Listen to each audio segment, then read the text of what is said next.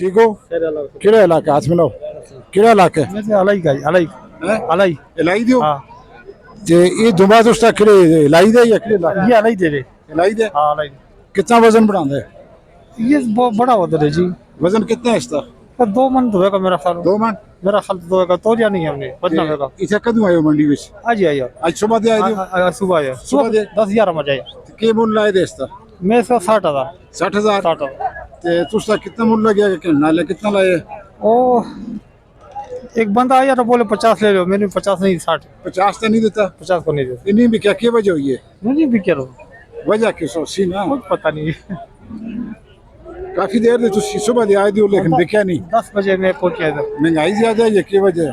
पता नहीं गुर्बत ज्यादा है, पैसा नहीं लोगों को पैसा नहीं होगा है, पैसा नहीं होगा पैसा नहीं, पैसा नहीं होगा। पैसे की वजह से इलाई कोस्तान दे नाल है। हाँ पसंद है ना वाली। कितना किराया लग गया तू?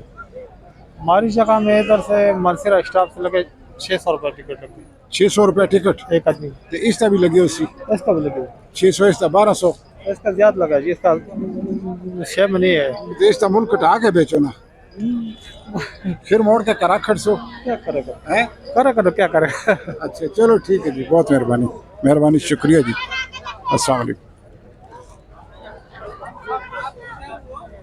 हो गया जी।